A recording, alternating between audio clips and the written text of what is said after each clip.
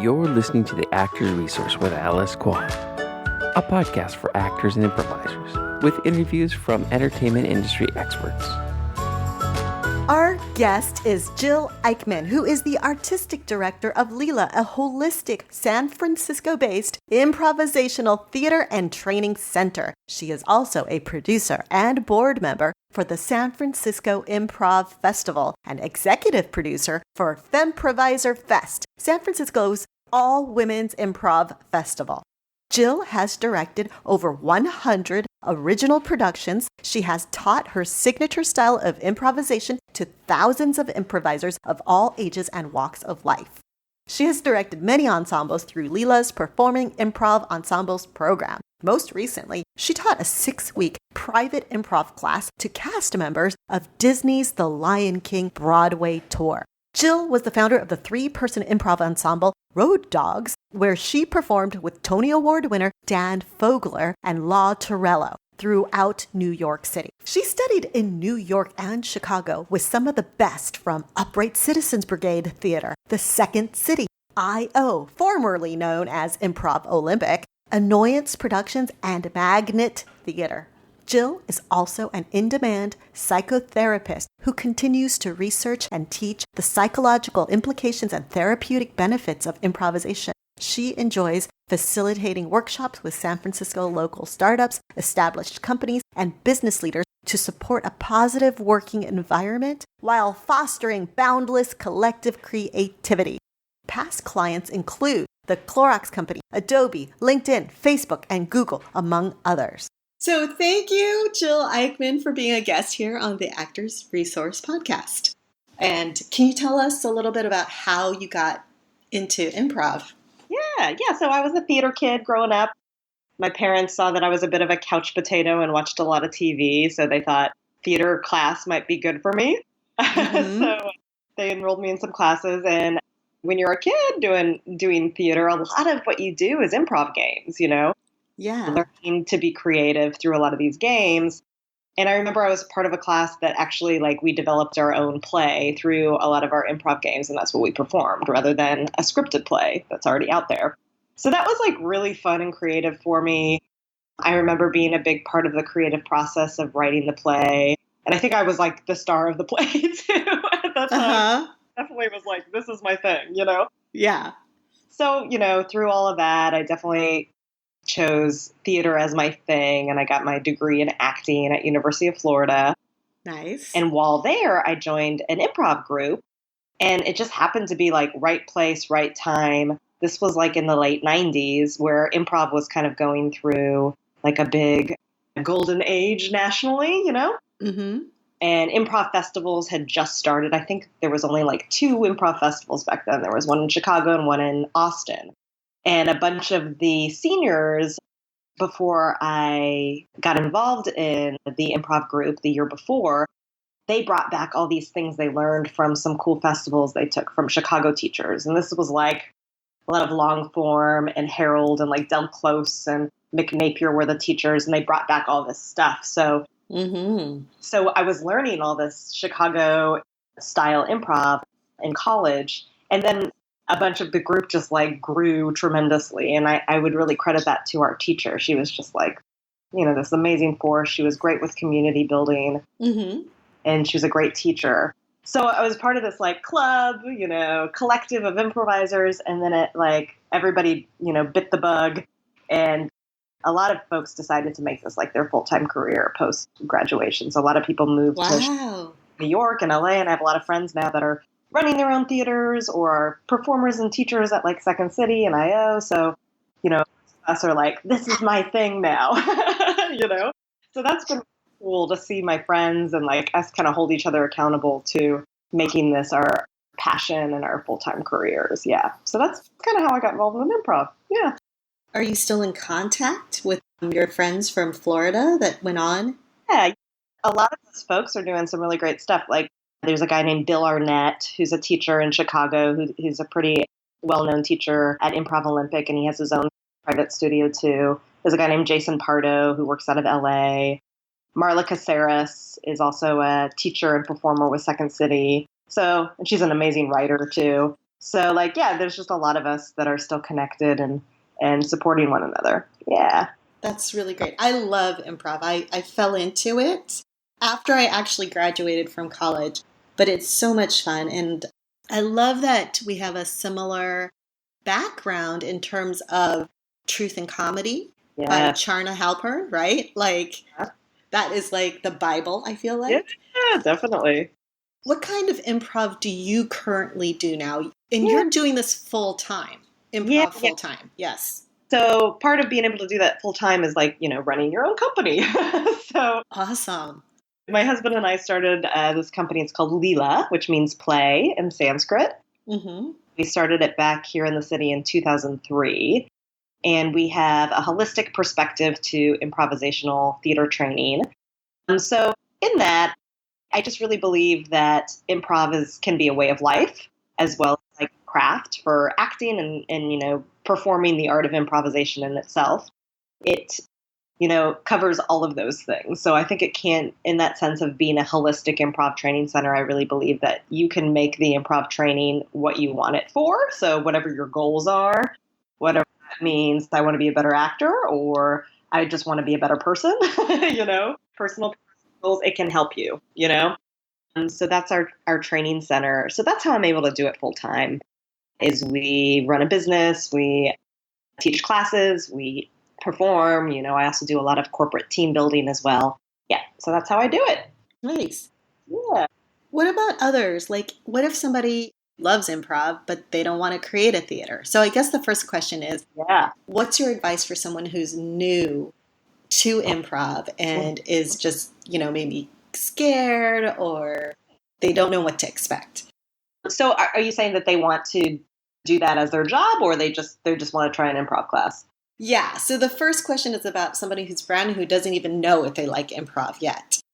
Yeah. So we offer like a really accessible drop-in class at our school because that tends to be the thing. Like a lot of people don't want to sign up for a whole series because they're like, hey, I don't know if this is the good fit for me. I'm a little scared. I just want to try it. So there's lots of like drop-in classes in other cities too, as well as ours. This podcast is going into other cities. So I would just like look up your local improv theaters and see if there's any drop-in classes offered, just have a 1-day trial period, Yeah. Trial period and see if it's a good fit for you. And I also think it's good to really see if it feels good because, every improv training center is a little bit different. So just going to that one drop-in class, like it might be different at another school, so also just kind of get a feel for the culture and the community there and see if that's a good fit for you as well. That sounds great. So if somebody's brand new and considering it, try to do some drop-in classes, maybe at a few different places. Yeah, totally. To find the right fit that feels good to you as a new person. Great. Yeah, Thank you. That was great. Okay, so then the secondary question would be for people who love improv and they don't want to do a theater. Right. Would they be able to do improv full time? Is there something that can be done? Yeah. I mean, what's really cool right now is I think we're living in sort of an improv zeitgeist right now. It's become pretty popular mainstream culture now. We have movies like Don't Think Twice and like we hear about different actors and comedians that have improv as their training. So I do think like casting directors and agents do look for actors who have improv training. And so I think that kind of puts you as a cut above the rest as an actor. It's like, oh, this is somebody, because these are improv skills, who's easy to work with, is a good listener, can like improvise off the cuff and not have to have a script, So if we're casting a TV commercial and we don't really have a script for it, we're just kind of looking for a different kind of personality and somebody who can speak off the cuff, like we would hire that person, So it increases your hireability as an actor to have improv skills. So first and foremost, that's how to make a career, with your improv training. Also, there's lots of theaters in major cities where you can become a main stage performer and let that be your gig. Like if you go through the ranks at Second City in Chicago, you can definitely become a main stage performer. They have cruise ships that you can work on, Nice. And they actually pay. They pay you to perform. Yeah, and they pay, So these are kind of older companies. Unfortunately, we're not a company that provides that right now. Mm-hmm. We do have one show that's called Fierce Fridays, where we pay our actors, and these are veteran performers that have been doing it for a while and we feel have a bit of a name for themselves in the Bay Area. But other major cities like LA, New York, Chicago, there are some theaters where you can join their touring company or their main stage crew, audition and get in. Yeah. Nice. Yeah, and I was going to ask, like, how would someone be able to join, a touring company? Would they have to go through, like, all the classes, or Yeah. is there multiple different ways? Right. What I'm aware of, I mean, there might be some other things that I'm not aware of, but what I'm aware of in like Chicago and New York and LA, you would definitely have to go through their training. And that makes sense. Like this is Second City and they have a certain style and a certain brand to their improv and their sketch comedy. So you need to learn their style. You know what I mean? So, come in there and like have no improv training and expect to get cast on the main stage or the touring company. Like you need to be able to support their brand and be able to support that product in your acting and in your improv. So yeah, usually it is going through their training center. Now, do you ever run into improvisers who have been trained elsewhere and then they say, do I have to go through the entire training? I've already had training. I'm not a beginner. Do you ever experience that? And what do you say if you do? Yeah, we do. We've developed our training center in a sense of like, there's different skills we feel are important for improvisers. So each one of our levels focuses in on that skill. Mm-hmm. And if you're a new to improv person, like we definitely say, we'd like you to take this in a linear fashion, one level after the next. But if you've got some training from other training centers, I usually just have some kind of conversation with that actor and say, hey, like, what have you done before? What's your previous training? What skills did you focus on? And what's your current like improv goal? Do you want to work on your characters? Do you want to work on your space object? Do you want to work on your like authentic acting and listening skills? And for some, that might be going back to level one because a lot of improvisers who've been doing it for a long time, they're like, hey, I'm just like, I'm in my head all the time. I don't really have any joy in my play. I'm thinking too much. I'm like, you know what? Like, maybe go back to level one. Like, remember what it's like to be a beginning improv again, A lot of like advanced improvisers really do appreciate that advice. They're like, I'm so glad I'm back in level one and like doing the basics again, Yeah. Yeah. When you talk about things like characters, I think most of the audience would know what a character is, as well as listening. Yeah. But space object, that might not be something that everyone would know what that is. Could you explain what space object work is? Yeah. So a lot of people think, oh, that's just like mime, like pantomime. Most actors know what pantomime is, but it really is different. Viola Spolin, I believe, coined the term space object. And if your audience doesn't know who Viola Spolin is, she's considered the grandmother of improvisation theater. She created theater games. And then the way the lineage goes is her son is named Paul Sills, and he created the Second City. So he took a lot of her theater games and applied them to comedy and entertainment, where she was first working with theater games with kids to help them with social skills. She also worked with adults as well, adult actors. But she coined the term space object because she believed that improv was to be felt and experienced. And it's a type of acting where you're really training your instrument to feel and experience rather than come from your head and invent, right? So when you reach out into the space, right, you reach out into the space and you actually feel and sense an object, in your hand or in your body, like you actually feel the object. So train your instrument to sense the object. So that's why it's called space object. You're creating an object out of the space. Yeah. That was great. Thank you so much. That was kind of a Cliff Note version of it. So Google Viola Spolin and space object. She has a lot of more theory around that. Yeah. That was a fabulous Cliff Note, by the way. Oh, good. Yeah. I noticed that, you're also a drama therapist. Yeah. Would you like to talk about how that helps, the therapeutic and psychological implications of improv? Yeah, definitely. So I was really into drama therapy because when I experienced my first improv classes in college, our director was definitely like somebody who was really interested in improv for life skills and would like hold these big lectures before class about how we need to kind of live this improv lifestyle and like change our paths every day and experience something new and like say yes to the world and like, like all these things about improv that we do in the scene and how we could take them into our life. And she was also really passionate about being vulnerable on stage and sharing things about yourself on stage and being sort of self-revelatory. So I was really inspired by that way of doing improv. So I kind of went down that path of drama therapy because I thought, oh, that might be a natural connection with improv and this type of way of working, vulnerably. So I moved out here to San Francisco to study drama therapy and just kept on thinking, oh, wow, I could apply this to an improv class. Like during my studies, I was like, this could be really cool. And this could be really cool. Mm-hmm. And the more like workshops I took with some like, Chicago teachers that were kind of famous, like Nick Napier or Joe Bill or Dave Rosowski, the more they would talk about how important it was to just be a better person, work on yourself. And that's how you became a better improviser, was to work on yourself, like whether that be like confront fears or stretch yourselves in different ways that cause you to be uncomfortable, and there's many parallels of that type of work as with therapy, you go into the therapy room and you like have a goal of working on a certain aspect of your life and it causes you to stretch yourself and do some things that are uncomfortable, Yeah, yeah. How do you lead somebody in doing that when so much resistance pops up and you're scared? So when I teach improv, as of course, I'm not doing therapy when I'm teaching improv, but all these therapeutic skills that I've learned as a therapist do come into play, which is like, how can I help this student who's scared to death right now?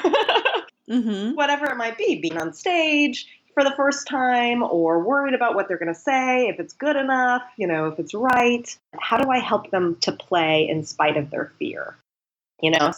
Nice. Can you share a specific example, if that's okay? Like of like a situation with a student? Yeah.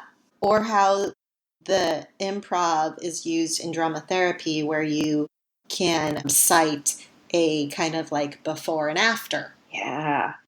Well, it's been cool. Like a lot of when I've worked in my private practice as a therapist, I have attracted some folks that are like artists or comedians or, improvisers. And so when I work as a drama therapist and use improv in our sessions, they're like, yay, they're not scared of it. They're like, I want to do it that way. Yeah, that's awesome because that's who I am and that's what I like to do. So I do remember a client I had who was a stand-up comedian and she was going through a grief process. She had lost her mom.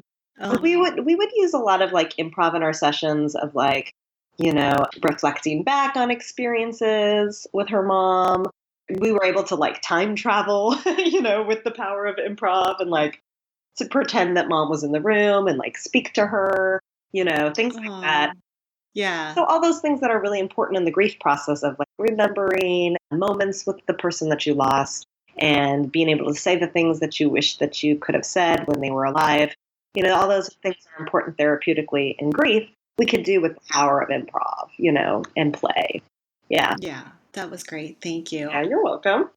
I know for me, like when I started doing improv, just not only is it so much fun, I feel like it is therapy because I feel like it's helped me get out of my head more, so I can be more social. Right. Yes, it's really helped me socially. Something I've saying a lot in my level 1 classes is that I believe improv is yoga for the inner critic.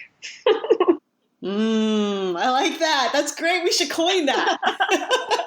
So it's really true, and the reason why I say yoga is because yoga isn't just like something you take and then you master. It's a practice for your well-being, for your health. And so is improv. Like you're not going to just take one class and then you're an improv master. It's a constant creative practice. Yes. That inner critic. Yeah. Yeah. Yeah, I love that. That's so true. And you continue to do it, whether in a class or with a troupe or with a group of friends, but it grows and you grow and it continues to Yes, that's a wonderful way of expressing it. Yes.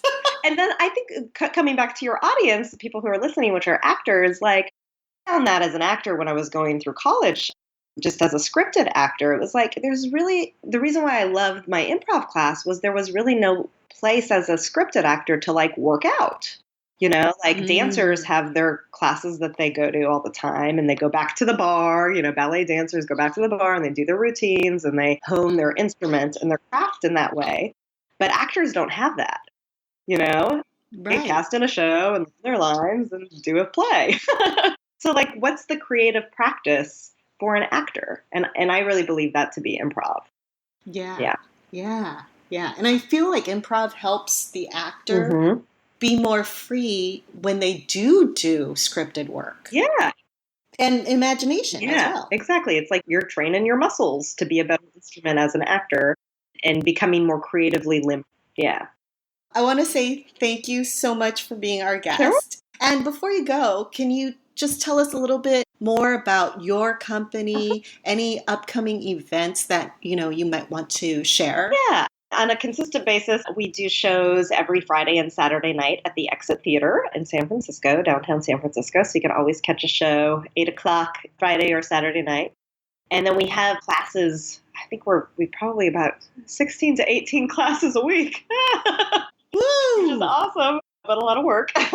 So yes, you can always join one of our classes.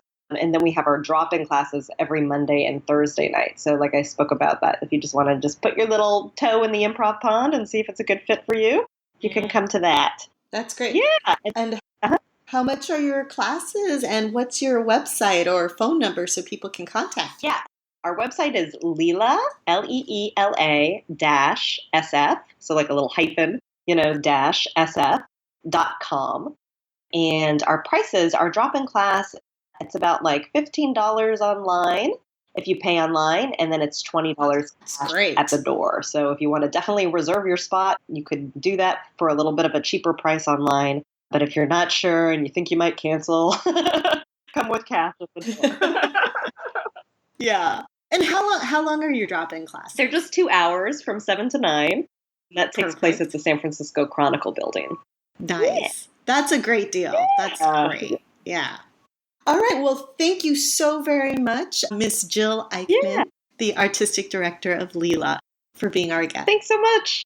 Also, this week, the San Francisco Improv Festival is happening. It's happening this Wednesday, August 16th through the 20th. That's Wednesday through Sunday this week, August 16th through the 20th of 2017. So if you're in town and you haven't heard about it or you haven't got your tickets yet, definitely go check it out at sfimprovfestival.com for all the information you need to know and seeing all the different shows and workshops you may want to participate in or watch. So again, sfimprovfestival.com. It's going to be amazing. And thank you so much for listening to the Actors Resource Podcast.